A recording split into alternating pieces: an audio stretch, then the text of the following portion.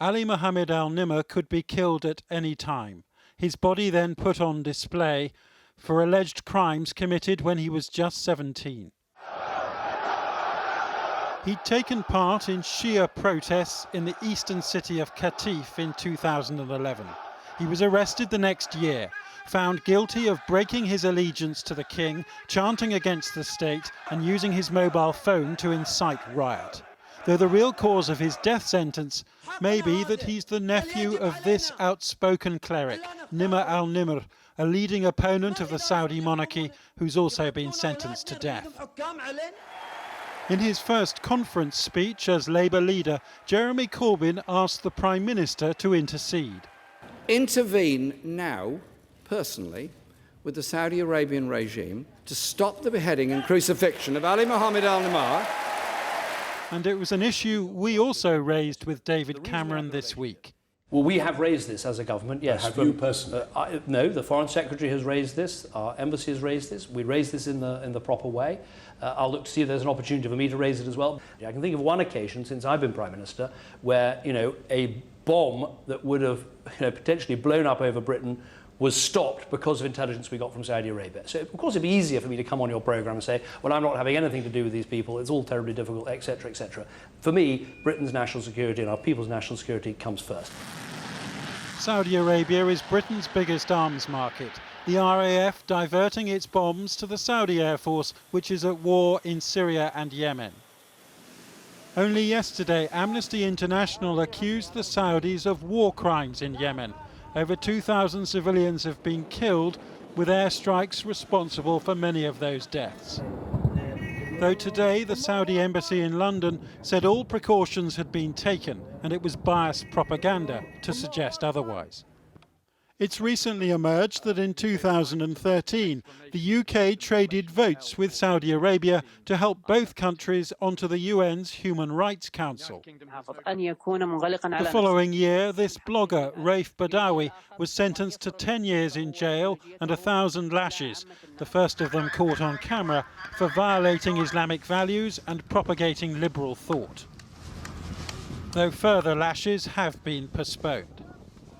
Last week, another man, Dawood al-Mahoun, saw his death sentence upheld. He now faces execution by beheading, even though he was just 17 when he joined anti-government protests. King Salman is head of a government which says it rejects any kind of interference in its internal affairs, even if human rights groups want David Cameron to do just that and pick up the phone to the king about the al-Nimr case.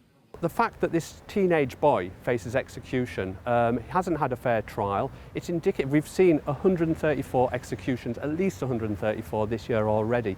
And it's really shocking, it's truly awful. And this shouldn't go ahead. King Salman has it within his power not to sign the death warrant, and David Cameron could urge him to do so.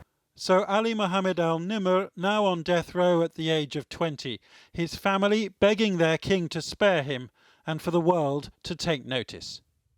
Well, with some difficulty, I did manage to get through to the father of Ali Mohammed al-Nimr over a very poor internet connection. But I asked him if he was aware of what David Cameron had said about his son's plight. Yes, I heard that Cameron had spoken about my son's case. I see this as a positive step. Our two countries have a warm and friendly relationship, so I expect this will lead to a good outcome.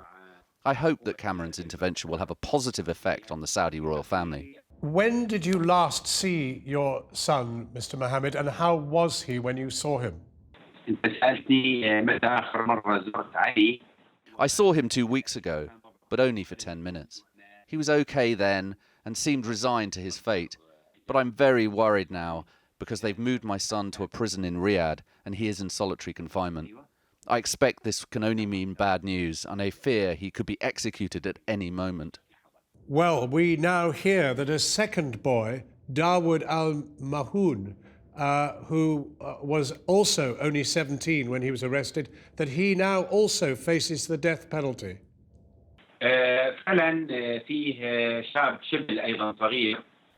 Dawood al-Mahoun also faces the same fate as my son, but so do 6 others. So in total, there are 8 young men who have been sentenced to death. Mr. Mohammed, does your son have any regrets about what happened on that demonstration 3 years ago? My son is completely innocent. He has denied all accusations against him and said so in court.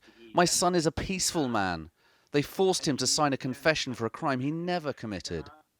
Mr. Mohammed, if the British Prime Minister, David Cameron, is watching this, what would you ask him?